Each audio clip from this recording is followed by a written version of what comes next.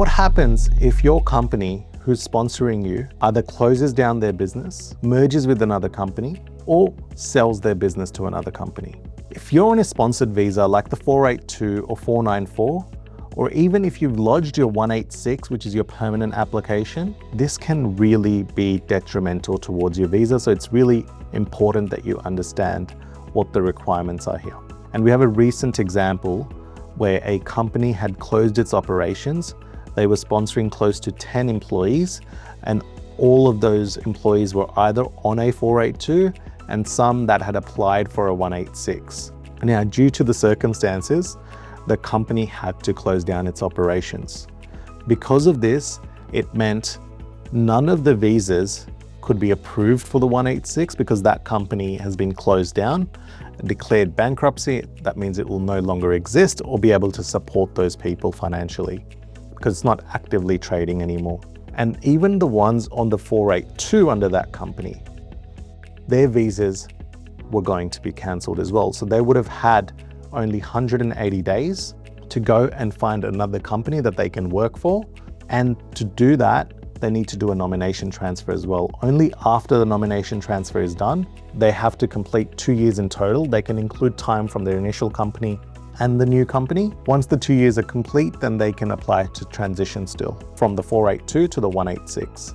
But for the ones that had applied a 186 to transition even, but they were on a bridging visa, that means they would have had to withdraw the application because their nomination was going to be refused. Either they wait till that happens, or they go ahead, be proactive, and try to find another job to lodge another type of visa.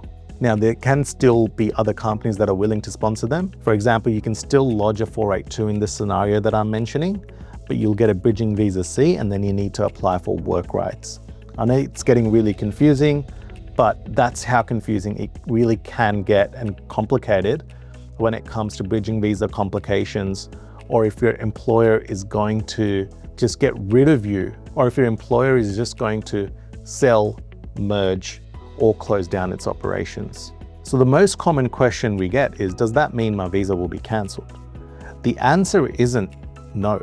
There are still other options, especially because the government has realized it was quite restrictive in the way that people had options before, and there was a lot of emphasis that employers were exploiting skilled workers that they were sponsoring. So that's why the 180-day rule is really beneficial for anyone on a 482, because it allows them nearly 6 months to go out, work anywhere they like so they can support themselves during that period. But also by working anywhere else, you need to lead to finding another company that can help facilitate a nomination transfer, where you transfer from your initial company to your new company. Obviously, if you've applied to transition to 186 and you're already on your bridging visa because your 482 has expired, that can be a really tricky situation because of the bridging visa complexities involved, and you can't just do a nomination transfer because you don't actually have a 482 visa anymore.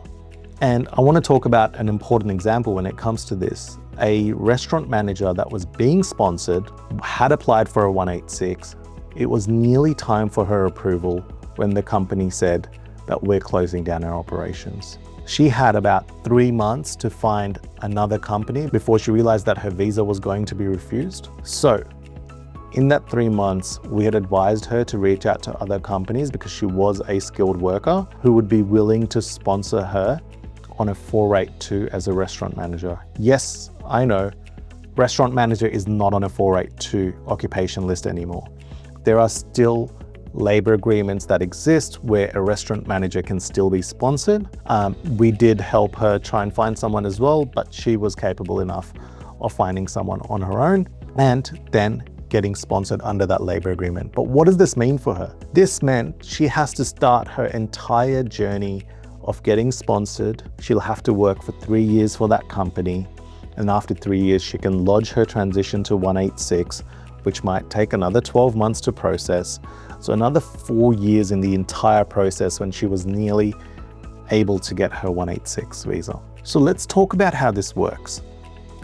When you become a sponsor, a company is given an ABN and they use that ABN to get the sponsorship. So each sponsorship is linked to an ABN. When that ABN closes down, we need to notify the department. When we notify the department will take actions against anyone under that ABN that is being sponsored. You can either do a nomination transfer or you can leave the country. But what if a company is being sold to another company, but the operation and the structure still remains the same, but they're going to close down that ABN?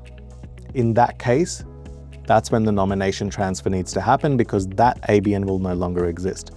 But if that company is being acquired, but all the structure and the ABN still remains in place, you can still be sponsored under that company because it's still the same structure. And what happens if a company is merging with another company? Now, if there's a change in the corporate structure, again, you may have to facilitate a nomination transfer. That means the new company needs to become a sponsor if they're not already a sponsor, and then apply to transfer your nomination from your first company to the new company. Now, if this is not done, this would mean the company has been non-compliant, but you as a visa holder have also been non-compliant because you're not working for the company that had sponsored you. And even if you use up the leniency of 180 consecutive days, after the 180 days, you will eventually become in breach of your condition. But if a company is being acquired and the same structure exists for the company that sponsored you, you can work for associated entities. So as long as you can demonstrate that they're associated entities, you can work for another company and get paid out of that company. But to transition to the 186, it still needs to be the same company that sponsored you on the 482. What the department really looks for in these situations is, did you continue to work for your sponsored company? If not, did you breach the conditions? So you only have 180 days. And how long have you worked for the sponsored company? So generally we don't count any of the experience in between until the nomination transfer application has been lodged. So those days in between may not count. Ensure that the department has been updated in any changes, and ensure that the sponsor has met its requirement in terms of salary and what they promised to you when they sponsored you. If there's any discrepancies or you weren't paid for your overtime work, for example, and the department realizes this, there can be an investigation, which we call monitoring, and through this, the department can take serious action. Now, common mistakes that people make in this situation is they continue to work for another employer beyond the 180 days. They work and do odd jobs that may not be relevant to their nominated occupation, but it's really important to find someone that can facilitate a nomination transfer for you. So you should focus on your occupation and find companies that may be able to help you. If this is happening to you, it's really important to get advice early. Figure out what's going on with your company, have internal conversations, or maybe consult someone but with your company and yourself to get genuine and proper advice on what the options are for yourself. The realistic option is that you may need to find another company to sponsor you. So we always recommend to anyone that we're advising, don't have all your eggs in one basket. Yes, you're being sponsored, but also pursue independent pathways. You've got nothing to lose when it comes to that if you've already got a skills assessment. The worst case scenario is you're not invited, but at least there's a backup that you can kind of hope for, which we had recently with a client who had been lodged a 186 for, but 3 months later, in January 2026, they were invited for the subclass 190, which they don't need to accept because their 186 application has already been lodged.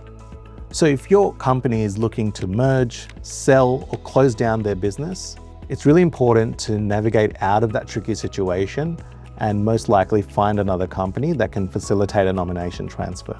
If you found this video helpful, make sure to like it, share it, and subscribe to our channel for more updates.